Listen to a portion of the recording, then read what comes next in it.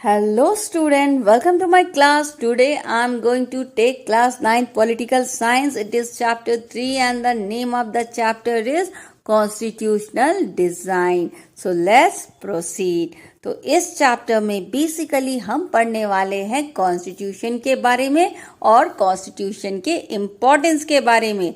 साथ ही हम देखेंगे कि साउथ अफ्रीका का कॉन्स्टिट्यूशन कैसे लिखा गया और इंडिया का कॉन्स्टिट्यूशन कैसे लिखा गया और इन दोनों कॉन्स्टिट्यूशन को लिखते समय हमें क्या क्या प्रॉब्लम फेस करनी पड़ी, क्योंकि कॉन्स्टिट्यूशन बहुत ही इम्पोर्टेंट होता है, क्योंकि इसमें आपके कंट्री के सारे रूल्स एंड रेगुलेशन लिखे रहते हैं, सारे पावर एंड राइट इसमें मेंशन होते हैं।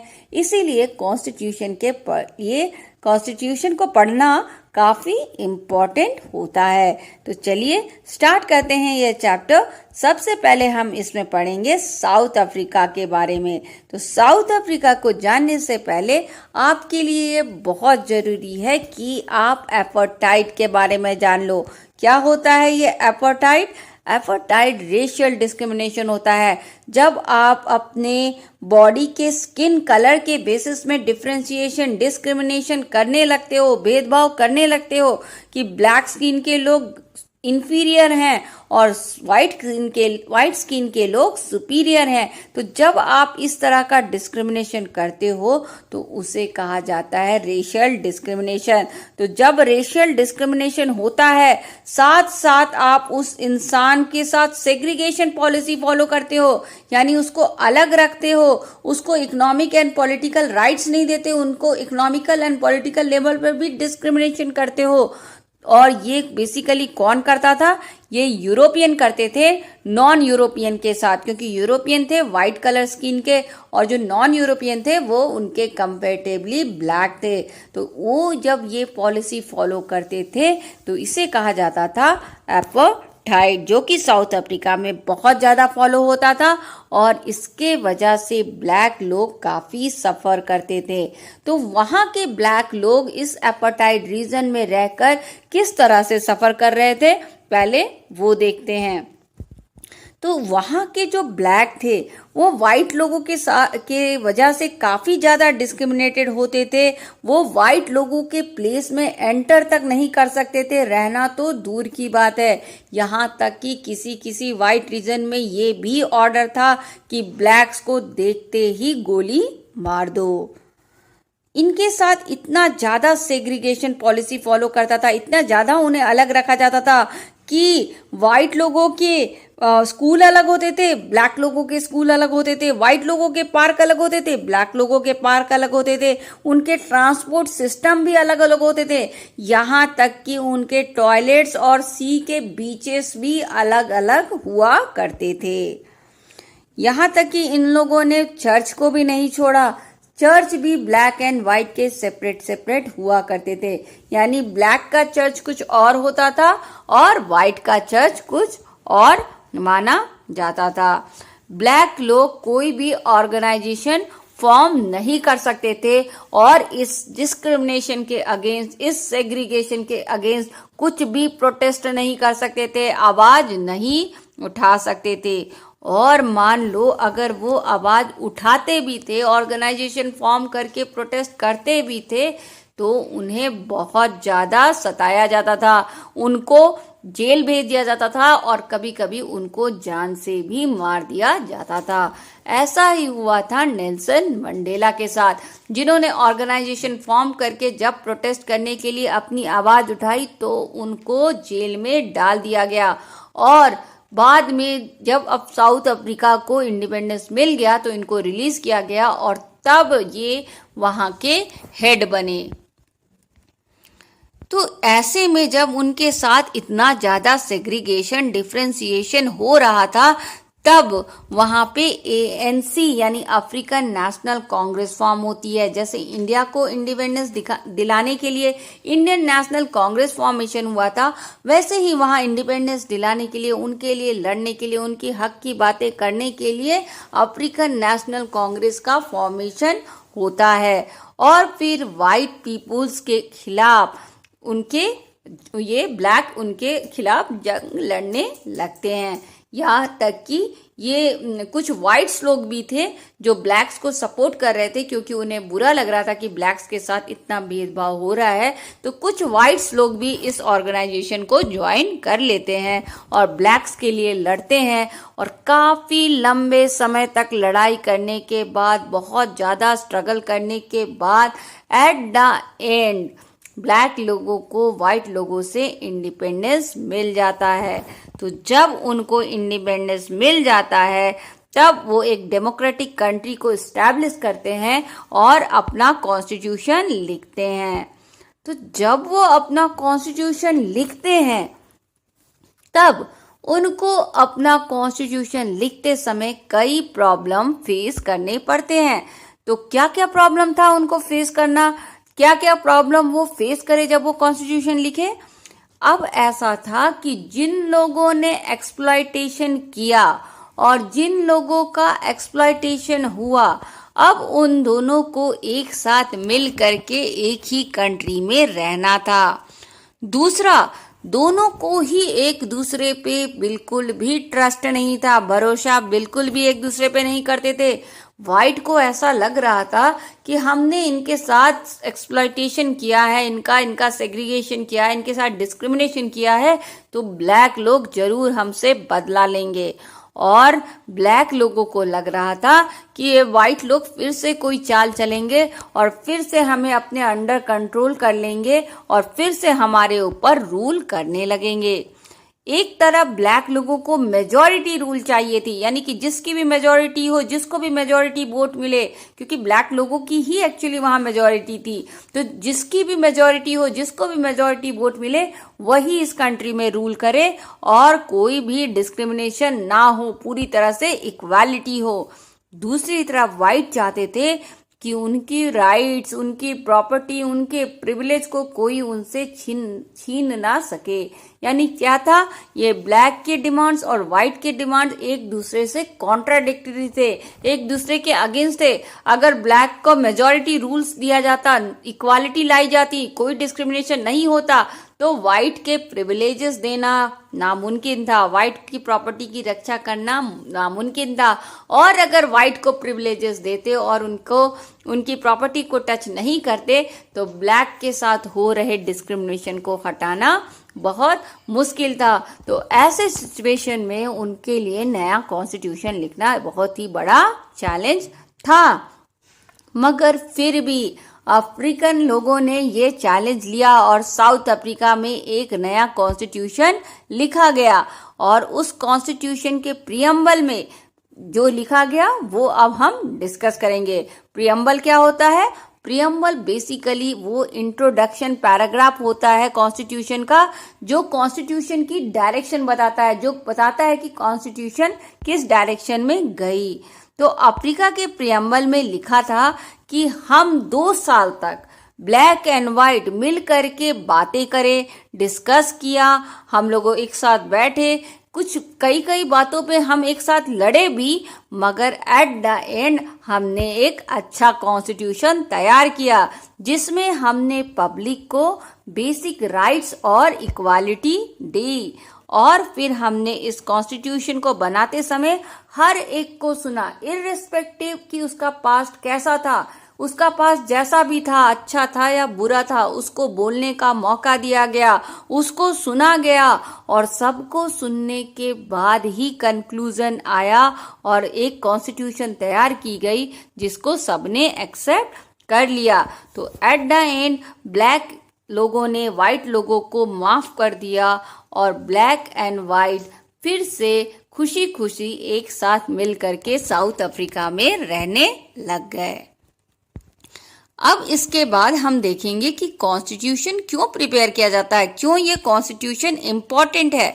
कॉन्स्टिट्यूशन इसलिए इम्पोर्टेंट है क्योंकि ये एक रूल बुक है जिसको होल कंट्री को फॉलो करना पड़ता है। इसीलिए इस कॉन्स्टिट्यूशन में आप रूल पूरे कंट्री का लिख देते हो।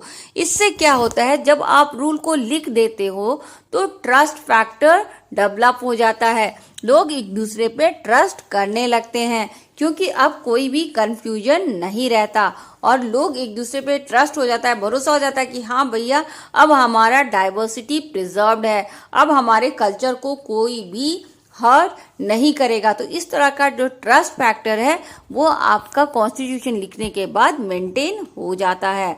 कॉन्स्टिट्यूशन गवर्नमेंट को जब बताती है कि किस तरह से गवर्नमेंट बनेगी आपकी कंट्री की, उस गवर्नमेंट के पास क्या क्या पावर होगा, वो गवर्नमेंट क्या क्या डिसीजन ले सकती है, तो पूरे गवर्नमेंट के बारे में इंफॉर्मेशन कॉन्स्टिट्यूशन में मिलता है।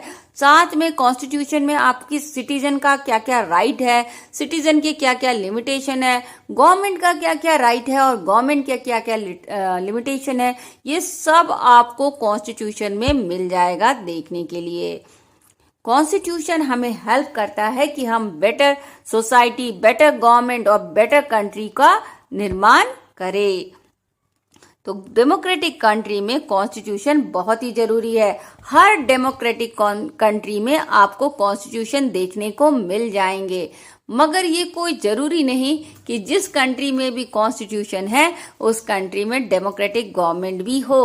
डेमोक्रेटिक गवर्नमेंट में कॉन्स्टिट्यूशन जरूरी है, पर कॉन्स्टिट्यूशन रखने वाली हर कंट्री डेमोक्रेटिक है या डेमोक्रेटिक नहीं है ये कोई जरूरी नहीं है। अब हम इंडिया का देखेंगे, क्योंकि इंडिया तो वर्ल्ड की लार्जेस्ट डेमोक्रेटिक कंट्री मानी जाती है और इस कंट्री के पास वर्ल्ड का लॉन्गेस्ट कॉन्स्टिट्यूशन है। तो हमने क्या क्या प्रॉब्लम फेस किए जब हम कॉन्स्टिट्यूशन अपना लिख रहे थे।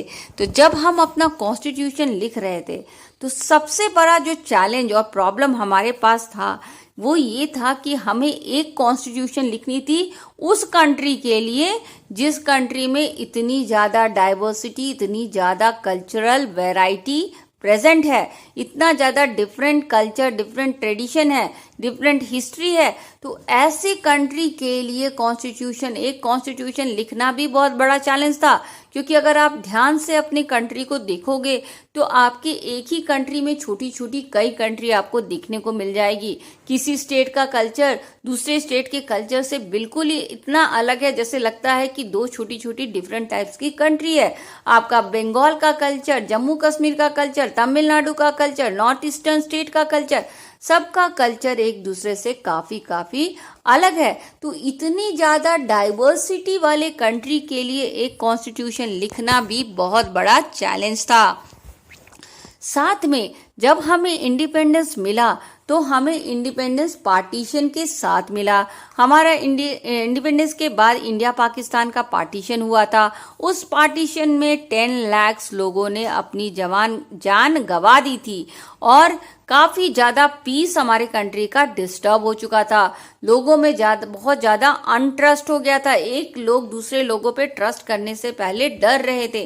तो ऐसे सिचुएशन में एक ऐसा कॉन्स्टिट्यूशन लाना जिससे ये पीस क्राइसिस खत्म हो जाए, ये एक बहुत बड़ा चैलेंज था।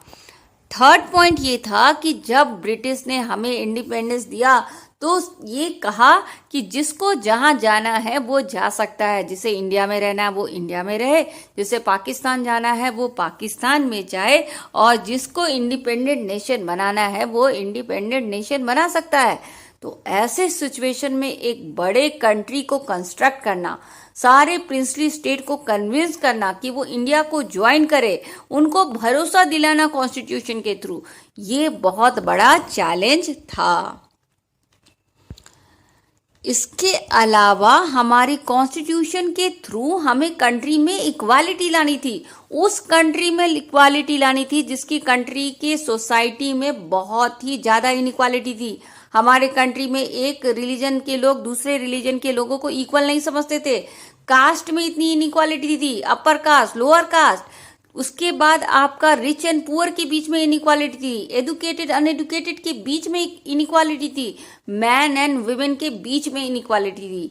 तो ऐसी सोसाइटी जो फुल ऑफ इनइक्वालिटी थी, वैसी सोसाइटी में ऐसा कॉन्स्टिट्यूशन देना जिससे इक्वालिटी बैठ जाए, जिससे इक्वालिटी आ जाए कंट्री में, ये एक बड़ा चैलेंज था कॉन्स्टिट्यूशन मेकर के सामने। और कॉन्स्टिट्यूशन मेकर काफ़ी डर रहे थे कि हम जिस तरह का कॉन्स्टिट्यूशन लिखेंगे क्या फाइनली उसको इंडिया के सारे लोग पीसफुली एक्सेप्ट कर पाएंगे या फिर इसके बाद एक बड़ा प्रॉब्लम क्रिएट हो जाएगा और फिर से पीस डिस्टर्ब हो जाएगा। तो ये उनके लिए बहुत ही बड़ा चैलेंज था। मगर अगर आज के डेट में आप अपना कॉन्स्टिट्यूशन देखोगे तो आपको लगेगा कि आपका कॉन्स्टिट्यूशन बेस्ट कॉन्स्टिट्यूशन है, क्योंकि इस कॉन्स्टिट्यूशन के वजह से आज तक हमें कोई मेजर प्रॉब्लम नहीं फेस करना पड़ा और किसी ने भी आज के डेट तक ये नहीं कहा कि पूरा का पूरा कॉन्स्टिट्यूशन ही बदल डालो। तो जब हमने कॉन्स्टिट्यूशन लिखा तो इस कॉन्स्टिट्यूशन को लिखने की रिस्पॉन्सिबिलिटी 299 मेंबर्स को दी गई, जो मिल करके कॉन्स्टिट्यूएंट असेंबली फॉर्म करे और कॉन्स्टिट्यूएंट असेंबली ने मिल करके हमारे देश के लिए कॉन्स्टिट्यूशन लिखा। इस कॉन्स्टिट्यूशन को उन्होंने 26 नवंबर 1949 में सबमिट कर दिया, पर इसको लीगल होते होते 26 जनवरी 1950 हो गया। अब हम देखेंगे कि इंडिया में जो इतना बेस्ट कॉन्स्टिट्यूशन, इतना अच्छा कॉन्स्टिट्यूशन हमने लिखा, जो हमने फॉर्मेशन किया इतने अच्छे कॉन्स्टिट्यूशन का, वो हमने कैसे किया। तो जब हम कॉन्स्टिट्यूशन लिख रहे थे तो जो हमारे कॉन्स्टिट्यूशन मेकर थे उनको अच्छे से आइडिया था कि उनको किस टाइप का कॉन्स्टिट्यूशन चाहिए, क्योंकि जब हमारा फ्रीडम स्ट्रगल हो रहा था तो हमारे फ्रीडम स्ट्रगल इन्हीं प्रिंसिपल पर बेस्ड थी, जो हम कॉन्स्टिट्यूशन में देने वाले थे। हमारा फ्रीडम स्ट्रगल हो ही रहा था, इक्वालिटी, लिबर्टी जैसे चीजों के लिए, जस्टिस के लिए। तो हमें मालूम था कि हमने किसके लिए लड़ाई की है और हमको अब इस कॉन्स्टिट्यूशन में क्या चाहिए। 1928 में जो कांग्रेस के लीडर्स थे वो ऑलरेडी एक बार अपने कंट्री का बेसिक कॉन्स्टिट्यूशन तो लिख ही चुके थे। तब हमें इंडिपेंडेंस नहीं मिला था, मगर जब कांग्रेस लीडर्स थे उन्होंने एक बेसिक कॉन्स्टिट्यूशन तैयार कर रखी थी, जिसमें वो मतलब कि उन्होंने इमेजिन किया था कि जब कॉन्स्टिट्यूशन लिखेंगे तो वो क्या क्या चीजें उसमें मांगेंगे। उसमें उन्होंने एडल्ट फ्रेंचाइज के बारे में, इक्वालिटी के बारे में, फ्रीडम के बारे में, इन सारे बातों को ऑलरेडी डिस्कस कर रखा था। तो जब हमारा ब्रिटिश रूल के अंदर हम इंडिया थे तो 1935 में एक एक्ट आया था जिसके थ्रू ब्रिटिश ने कुछ इंडियंस को वोटिंग राइट ऑलरेडी दे रखी थी और उन्होंने पॉलिटिक्स में पार्टिसिपेट करना भी शुरू कर दिया था। तो हमें कुछ पॉलिटिकल एक्सपीरियंस भी था, कुछ लोगों के पास पॉलिटिकल एक्सपीरियंस था और उस पॉलिटिकल एक्सपीरियंस को यूज करके उन्होंने बेटर पॉलिटिकल सिस्टम को क्रिएट करने की कोशिश शुरू कर दी। तो इंडिया में जो कॉन्स्टिट्यूशन लिखा गया उसमें ऐसा है कि हमने भले ही ब्रिटिश के खिलाफ जंग लड़ी थी, पर जब हम कॉन्स्टिट्यूशन लिख रहे थे तो ब्रिटिश के कॉन्स्टिट्यूशन को भी हमने एनालाइज किया और उस ब्रिटिश के कॉन्स्टिट्यूशन में जो अच्छी अच्छी बातें थी, जैसे 1935 का एक्ट, उस ऐसी अच्छी बातों को भी हमने अपने कॉन्स्टिट्यूशन में लिखा। कॉन्स्टिट्यूशन मेकर ने अपने ब्रिटिश के कॉन्स्टिट्यूशन के साथ साथ दूसरे देश के भी कॉन्स्टिट्यूशन की स्टडी की और उन कॉन्स्टिट्यूशन में जो भी अच्छे पॉइंट्स थे उसको अपने देश के कॉन्स्टिट्यूशन में इंक्लूड कर लिया। तो अब ये क्वेश्चन उठता है कि क्यों हम उस कॉन्स्टिट्यूशन को माने जो कि बहुत पहले लिखा जा चुका है। अर्लियर टाइम अलग था, आज का समय अलग है। पहले तो हाथों से लेटर लिखा जाता था, आज तो मेल भेजा जाता है। आज तो इतना जनरेशन गैप है कि बाप और बेटे के बीच में डिफरेंस आ जाती है, बच्चे और पेरेंट्स के बीच में नहीं बनती। तो इतना ज्यादा जनरेशन गैप आज की डेट में है, तो वो कॉन्स्टिट्यूशन जो कितने जनरेशन पहले लिखा गया था उस कॉन्स्टिट्यूशन को आज हम क्यों एक्सेप्ट करें। तो उसका आंसर ये है कि जब हमारा कॉन्स्टिट्यूशन लिखा गया तो डिफरेंट लोगों को, जो डिफरेंट कल्चरल, डिफरेंट बैकग्राउंड को बिलोंग करते थे, उन सब को सुना गया, उन सब की नीड का ख्याल रखा गया और उन सब की बातों को सुनकर कॉन्स्टिट्यूशन लिखा गया। आज तक हमारे कॉन्स्टिट्यूशन पे क्वेश्चन नहीं उठाया है कि ये कॉन्स्टिट्यूशन खराब है। ठीक है, सब कोई इस कॉन्स्टिट्यूशन से एट द एंड हैप्पी ही है। और आप दूसरे कंट्री में देखोगे तो वहां पे तो 5-5, 6-6 साल में एक नया कॉन्स्टिट्यूशन लिखा जाता है। हर 5-6 साल में उनके कंट्री में नया कॉन्स्टिट्यूशन बन जाता है। पर हम प्राउडली कह सकते हैं कि हमने ऐसा कॉन्स्टिट्यूशन लिखा जिससे हमें कोई अभी तक मेजर प्रॉब्लम नहीं आई, किसी ने इस पे क्वेश्चन नहीं किया, किसी ने ये नहीं कहा कि पूरा का पूरा कॉन्स्टिट्यूशन ही बदल डालो। तो ये हमारे लिए एक्चुअली बिग अचीवमेंट की बात है। कॉन्स्टिट्यूशन बहुत ही ज़्यादा डिस्कशन के बाद हमने लिखा, कोई 1-2 दिन या 1-2 महीने में नहीं लिखा, पूरे 3 साल हमने ऑलमोस्ट लगाए अपने कंट्री का कॉन्स्टिट्यूशन लिखने के लिए। सबको सुना गया और जो भी डिस्कशन हुआ वो एक एक डिस्कशन 12 मोटे मोटे बुक्स में लिख करके प्रिजर्व किया गया है। आज भी उस डिस्कशन को कोई देखना और पढ़ना चाहे तो वो 12 मोटे मोटे बुक्स वो देख सकता है और इंडियन कॉन्स्टिट्यूशन के लिए क्या क्या डिस्कशन किए गए और क्यों इस तरह का फैसला किया गया, वो सारी बातें वो जान सकता है। तो गांधी जी का हमारे कॉन्स्टिट्यूशन के बारे में क्या ख्याल था? हालांकि गांधी जी हमारे कॉन्स्टिट्यूशन को नहीं लिखे हैं, ना वो कॉन्स्टिट्यूएंट असेंबली में थे, मगर जब कॉन्स्टिट्यूशन लिखने से पहले एक बार उन्होंने यंग इंडिया मैगजीन में अपना पॉइंट ऑफ व्यू एक्सप्रेस किया था 1931 में कि उनको किस तरह का कॉन्स्टिट्यूशन चाहिए। तो उन्होंने कहा था कि कॉन्स्टिट्यूशन में कुछ पॉइंट्स होनी चाहिए, जैसे कि ऐसा कॉन्स्टिट्यूशन होना चाहिए जिसके कारण कभी दोबारा फॉरेन रूल ना आ जाए, इक्वालिटी इस्टेब्लिश हो जाए, सब लोग पीसफुली रह सके, अनटचेबिलिटी हटा दी जाए, जेंडर इक्वालिटी यानी मेल और फीमेल के बीच में इक्वालिटी मिल जाए, राइट्स मिल जाए। तो इस तरह का कॉन्स्टिट्यूशन गांधी जी चाहते थे। तो प्रियम्बल क्या होता है और इसका इंपॉर्टेंस क्या होता है? तो प्रियम्बल आप सुनते हो कॉन्स्टिट्यूशन में प्रियम्बल होता है, तो प्रियम्बल एक्चुअली एक पोएम के जैसा लिखा जाता है। ये हमारे कॉन्स्टिट्यूशन के बिगिनिंग में सबसे पहले प्रियम्बल लिखा जाता है और ये एक तरह से कॉन्स्टिट्यूशन का इंट्रोडक्शन पैराग्राफ होता है। इसमें कॉन्स्टिट्यूशन की मोरल वैल्यूज और फिलॉसफी लिखी हुई होती है जो कॉन्स्टिट्यूशन के बारे में आपको बताती है कि आपका कॉन्स्टिट्यूशन किसके ऊपर बेस्ड है, और ये आपका स्टैंडर्ड एंड डायरेक्शन बताती है जिसको गवर्नमेंट को फॉलो करना है, और इसी स्टैंडर्ड और डायरेक्शन को फॉलो करके ही कोई भी गवर्नमेंट अच्छे से काम कर सकती है। तो बेसिकली ये हमारे कॉन्स्टिट्यूशन का सोल यानी कि आत्मा होता है। तो हमारा जो कॉन्स्टिट्यूशन है उसमें कई तरह के वर्ड्स यूज किए गए हैं, जैसे sovereign, socialist, secular, democratic, Republic. जो कॉन्स्टिट्यूशन का प्रियम्बल है ना, उसके प्रियम्बल में ये सारे वर्ड्स यूज किए गए हैं।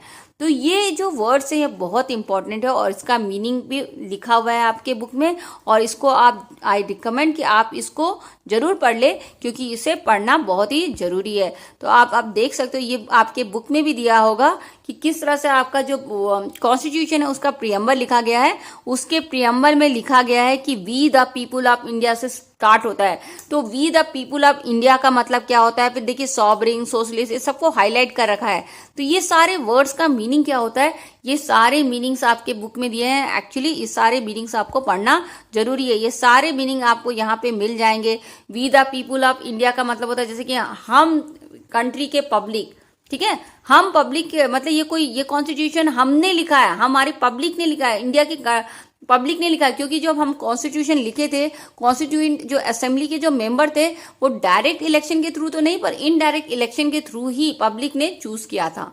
तो पब्लिक के चूज किए हुए रिप्रेजेंटेटिव ने लिखा है, यानी कि पब्लिक ने लिखा है। ये किसी रूलर राजा ने बना करके कॉन्स्टिट्यूशन हमारे ऊपर थोपा नहीं है, हमने लिखा है। We the people of India ने लिखा है। इसमें हमने सॉवरेन दी है। सॉवरेन क्या होता है? आपका सुप्रीम रूल, यानी कि हम ही इस कंट्री के इंटरनल मैटर और इस कंट्री के एक्सटर्नल मैटर में सुप्रीम पावर कौन है? हम खुद है। सोशलिस्ट के बारे में बताया गया कि यानी कि जो भी काम होगा पूरे सोसाइटी के इक्वालिटी मतलब सोसाइटी के बेटरमेंट के लिए होगा। लिबर्टी दी जाएगी यहाँ पे सबको, यहाँ पे आपको जस्टिस दिया जाएगा सबको ही, आपको जो भी होगा कोई भेदभाव किए बिना सबको जस्टिस मिलेगी।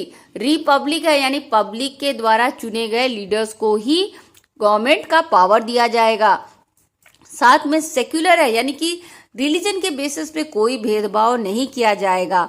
डेमोक्रेटिक है, जो कि यहाँ पे जो पब्लिक है वो गवर्नमेंट को फॉर्म करती है और पॉलिटिकल राइट्स एंजॉय करती है। यहाँ इक्वालिटी है, यानी कि हर कोई यहाँ पे लॉ के सामने इक्वल है। और फ्रेटर्निटी है, यानी कि हम सारे लोग एक ही फैमिली के मेंबर जैसे फील करते हैं। तो ये सारी बातें आपकी कॉन्स्टिट्यूशन के प्रियम्बल में यूज़ किए, इसके जो डेफिनेशन दिए हैं वो बुक में भी दिया हुआ है। आई रिकमेंड कि आप इस सारे डेफिनेशन को और अपने कॉन्स्टिट्यूशन के प्रियम्बल को ध्यान से देख ले एक बार। और कॉन्स्टिट्यूएंट के असेंबली में पार्टिसिपेट करे तो बहुत सारे मेंबर्स थे, पर कुछ मेंबर्स के बारे में भी आपके बुक्स में इंट्रोडक्शन दिया है कि कौन कौन से मेंबर थे। जैसे आपकी राजेंद्र प्रसाद थे, सरोजनी नायडू थे, भीमराव अंबेडकर थे। तो इस तरह के कई मेंबर्स थे, वो कब पैदा हुए, कब जन्म दिए, कौन से उनका किस पोस्ट में थे और वो किस तरह का कंट्रीब्यूशन दिए कॉन्स्टिट्यूशन में। तो ये सारी बातें भी आपको दी गई है। तो आई रिकमेंड कि आप कॉन्स्टिट्यूएंट मेंबर के जो कॉन्स्टिट्यूशन असेंबली के जो मेंबर्स थे और कॉन्स्टिट्यूशन के प्रियम्बल में यूज होने वाले टर्म्स के डेफिनेशन डेफिनेटली पढ़ ले, क्योंकि ये भी पूछा जा सकता है आपके एग्जाम में। तो that's all for today's chapter. I hope कि यू अंडरस्टैंड। अगर आपको इसको समझने में मेरी जरा सी भी हेल्प मिली है तो do subscribe my channel MP Social View। Thank you students. Thanks for watching and happy learning.